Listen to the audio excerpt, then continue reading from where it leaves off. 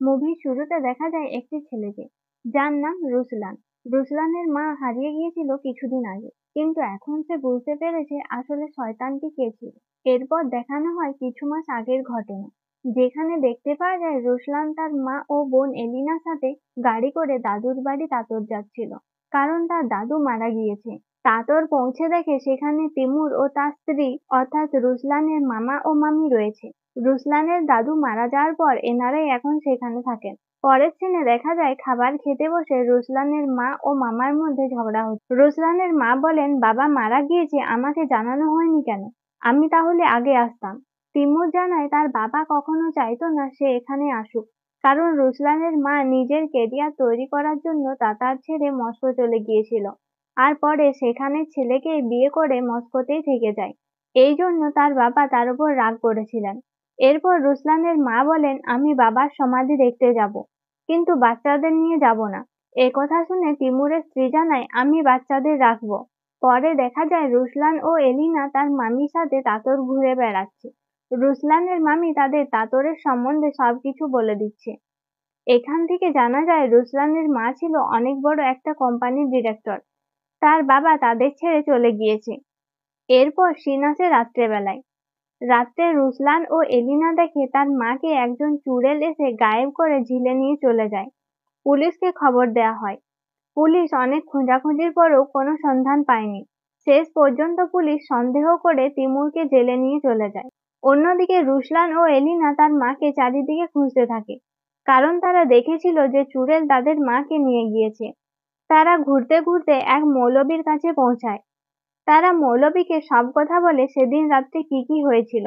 সব কথা শুনে মৌলবী বলে চুড়েল তখনই কাউকে সাথে নিয়ে যায় যখন কেউ তার জিনিস চুরি করে নেয়। এই কথা শুনে রুসলানের মনে পড়ে যায় ঘটনার দিন রাত্রেবেলার কথা। সেদিন রাত্রেবেলায় খাবার খাওয়ার সময় তিমুর এসে একটা গয়নার বাক্স দেয় তার মাকে, আর ওই বাক্স থেকে একটা ক্লিপ নিয়ে সেদিন তার মা রাত্রেবেলায় পড়েছিল।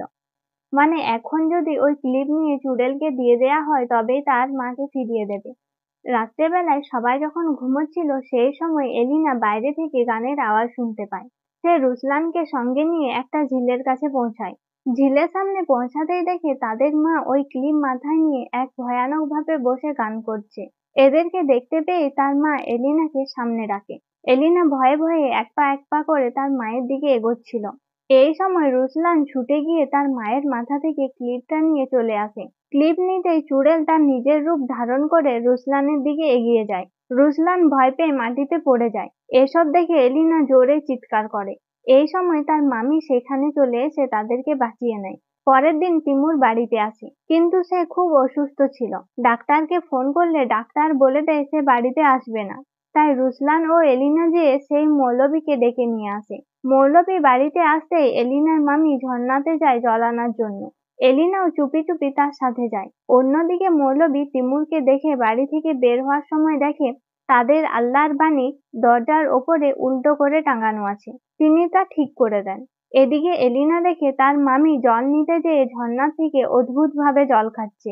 এটা দেখে এলিনা ভয় পেয়ে লুকিয়ে দেয়। এরপর এলিনা ও রুসলান মৌলবীর সাথে তার বাড়ি যায়। সেখানে তারা এক কাঠের মূর্তি দেখতে পায়, যার জিভটা বাইরের দিকে বেরিয়েছিল। মৌলবীকে মূর্তির ব্যাপারে জিজ্ঞেস করলে তিনি বলেন এটি একটি 1000 বছর পুরানো পিশাচের মূর্তি। এই পিশাচ এক সুন্দর মেয়ের রূপ ধারণ করে একটি ছেলেকে বিয়ে করে, আর বিয়ে করার পরে ছেলেটি ধীরে ধীরে অসুস্থ হতে হতে মারা যায়। এই পিশাচ খাবার খায় না, বেশিরভাগ সময় জল খেয়েই থেকে যায়। এলিনারা বাড়িতে এসে লুকিয়ে লুকিয়ে বাড়ির সব জল ফেলে দিয়ে পাম্প বন্ধ করে দেয়।